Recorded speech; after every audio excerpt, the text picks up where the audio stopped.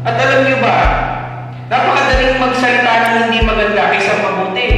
Napakadaling siraan ng tao kaysa i-build up. Napansin niyo ba yun? Napakadali po na mag-down.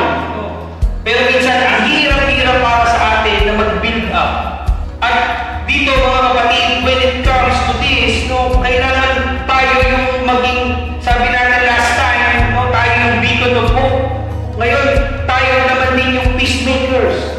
Tayo din yung nagsisimula. Baka mamaya tayo pa yung pinagsisimula ng gulo. So, sa pamilya mga kapatid, napakadali na magkaroon ng pagkakahati. Especially ngayon sa reunion. Reunion, sila yung mga pera. Pupunta sila sa reunion, wala silang dala. Yun yung mga eksena sa Pilipinas.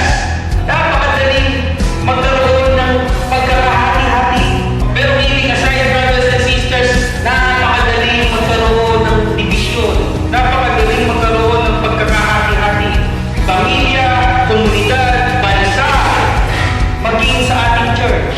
Kaya nga mga kapatid, bilang mga mananampalataya, His church is empowered to be counter-cultural people of reconciliation.